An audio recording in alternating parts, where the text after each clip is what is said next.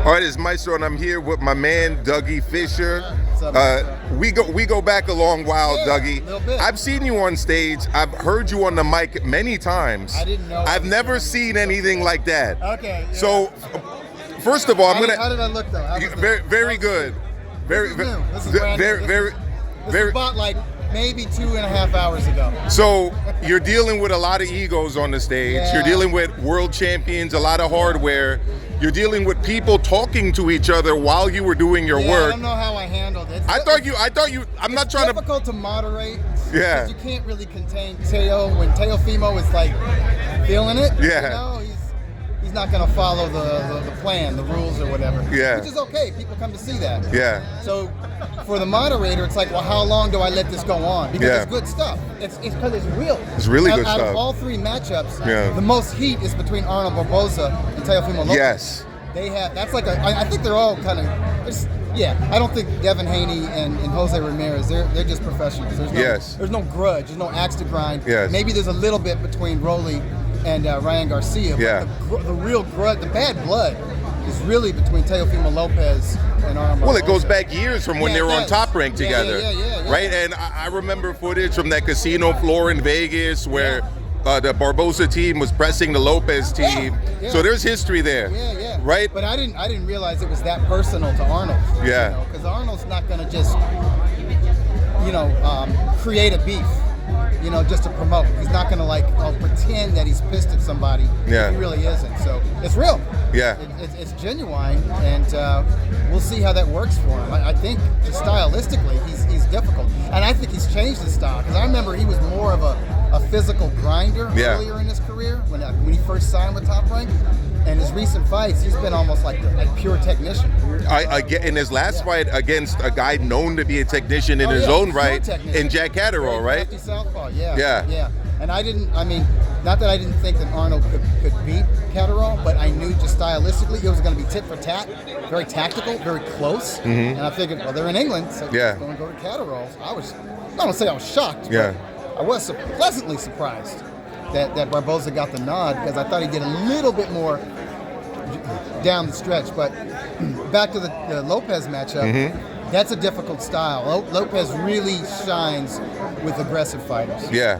Or fighters that have like a chip on their shoulder, like Josh Taylor could be a boxer if he wants to. But he gets into brawling mode. he doesn't jab. Yeah. He doesn't jab, and Yeah. that's perfect. And I would for say he also smothered his work a lot on the inside But against I think Teofimo also, Lopez. he had something to prove, or he was agitated. Teo got under his skin. Yeah. Or he really wanted to check Teo. Yeah. And it brought him right into those talented hands. Yeah. So oftentimes you're sitting in the media section at these events, Yeah. and Someone in the back. you're not able to ask the questions. Yeah. But I got to give you credit, because the questions that you asked were not, I would say, the typical questions that you get from an MC. They were journalistic questions. They were the kind of questions I would have liked to ask. I can't pretend to be a host. Yeah. Even if I'm in that role, I definitely do not have a game show host energy. Yeah. And if they need that, I have a lot of suggestions for them. There's folks that they like that. They're kind of like bigger dudes. They dress real snazzy. Yeah. And they got energy, man. Yeah. Like Eric Gomez said, Yeah. a little more intensity, a little more excitement. I'm like, No, I thought you did great, I'm a and writer, and dude. as a teacher who's taught elementary school, middle school, and high school, I can definitely say that you did a pretty good job at I used to handling teach. the misbehavior. So do I. So let me ask you this: going into the press conference, what fight on this card were you looking forward to the most? oh, that's a good question. And did it change after the press conference? Yeah. After the press conference, I'm most interested in Teofimo Lopez and Arnold Barboza. Yeah. It's a real grudge match. I see that. I saw the intensity. It's not bullshit. It's not for promotion. But going into it, I was most curious about the Devin Haney, Yeah. Jose Ramirez, because I Yeah. figure if Jose is healthy, if he's still got it, if he got Yeah. his legs and he has a good camp, Yeah. that's a tough style matchup Yeah. to come back to. Yeah. Having it's not an official loss, his last fight. Yeah. But it was not a good performance. Yeah. It was a bad performance. Yeah. Hurt repeatedly. Yeah. It just wasn't what we're used to seeing from Devin Haney. And I Yeah. think it's difficult to get into to lay out that long and then come back against somebody with that kind of amateur background, that kind of experience, and if they're healthy, they can put it on you. Yeah, I mean it's still going right now. Some of this heat from the stage is spilling over. The Richardson Hitchens. I didn't realize that was Richardson. I just thought it was somebody. Yeah, it's Richardson Hitchens and Teofimo Sr. Funny enough. Yeah, I don't mind that because those are fights I want to see in the future. Yeah, I didn't mind Ryan getting upset at Teo because I do want to see that fight. Biggest question mark going into this event for you, is it around the return of Haney? Is it around the return of Ryan? I have more questions on Ryan because it was Ryan who, even though Haney didn't look good in that, and you got to give Ryan at least some credit. You can't give him 100% because he didn't make weight, and he there was performance-enhancing drug in his system. So there's an asterisk, two asterisks by that performance. And for me, with Ryan, it's like I have questions like, can you hold it together? He seems like real mature, real laid back. And he was like that in London at the Ring Magazine Awards. I saw him backstage, and I was like, man, it reminds me of Ryan when he was young, and I first met him, and he was a shy, really reserved, really respectful young man. A teenager. I met him. He was like 16. He was in a tuxedo at a fight at like a club show. And that's the aura that I saw, and I'm like, well, that's good. Can he hold it together until fight night? Can we actually see him? I'm under the impression we've never seen the best of Ryan Garcia. I don't think he's ever really allowed the head trainer to really be the boss, the coach.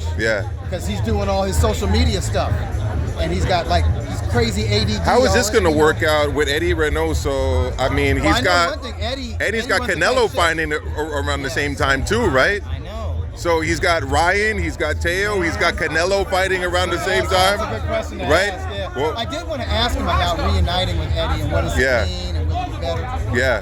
But I think Reynoso will get the best out of him. Last question from me, Doug. You know I'm a big admirer, have been for years. However, look, I'm going to press you on this a little bit. What the hell was Tank Davis doing on the Ring Magazine Pound for Pound list? Number one, and it wasn't just the Ring. It wasn't just the Ring. It was ESPN too. Yeah. And Tank second, what are your thoughts on that call of the no knockdown? Go for it. I stopped doing my own personal pound for pound list years ago. People get too obsessed with it. You know what I mean? It should be on the fights. Really. And we shouldn't argue about whether somebody is number 7 or number 6. But should he have been top 10 with his resume? In my opinion, no. In my opinion, no. But I understand it because there's no set criteria.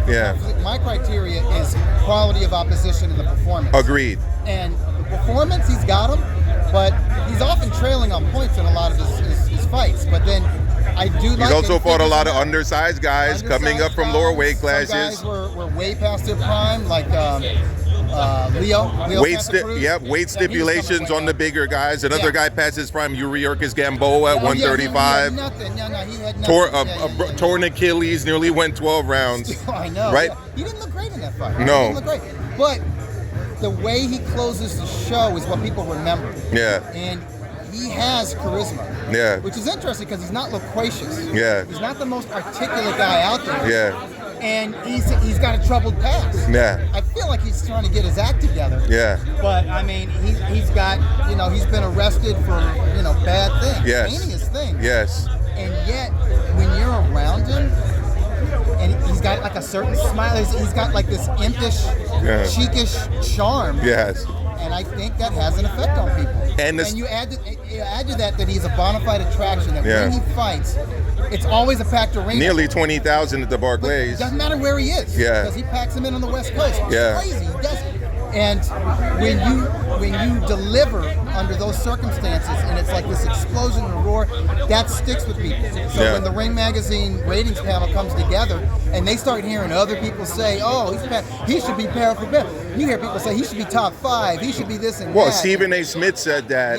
And I couldn't agree. It's influential people, though. I do think, I don't want to throw the panel under the bus, but there's enough folks that do because somebody will ask, because he wasn't in it, and then 1 or 2 members of the panel be like, should we consider Tank Davis? He looked great in that last fight. Wow, what a knockout. And people are like, against Frank Martin, against Hector Luis Garcia, against Rolly Romero, right? It might have been after the Rolly Romero fight where he Right, got in as a a 14-fight novice at the time. I know. So lastly, With really not much of an amateur background. none at all. Yeah. Lastly, And by the way, I thought Rolly was giving him trouble early. oh, absolutely, I was absolutely, like, that's another round for Rolly. absolutely, What's happening? absolutely. But at the same time, you could tell Tank is smart. Yeah. Like when it comes to boxing, like he's figuring stuff out. Oh, he's He didn't definitely got a figure it high out against IQ. Lamont Roach, but Roach is cerebral. So You know what I mean? let's go to that 9th round But Saturday I night. I think he's going to be out of the rankings after this. He's got to be. Yeah. But let's go to that 9th round. That knee that happened. What were your thoughts on that? Because I haven't actually heard your thoughts on that. I put out on social media. Yeah. WTF? What's he doing? Yeah. Dude, that's an automatic 10-8 round. Yeah. Especially off of a punch. Yeah. Because he got a jab and he backed up. Yeah. And then his eye went like that, and then he took the knee. Yes. And then turned And then he made around. it worse. Then he turned and ran to his corner. Got treatment. And now a different referee could have been like, Fights "You're off. done. Yeah. You just capitulated." Yeah. Now it didn't feel like he was capitulating, Yeah. but it did feel like something was bothering him that he couldn't deal with.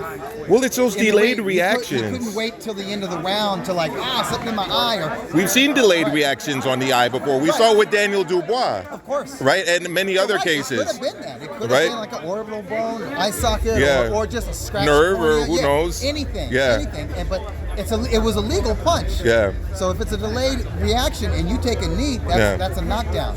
Does the New Technically, York? it's a knockdown, and an argument could be made for disqualification because he called for the corner. The corner didn't enter the ring. No. But the corner got involved during the round. Yeah, they The corner- touched him. You can't touch him No. until it's between the rounds. No. Until the round's over. You got 1 minute.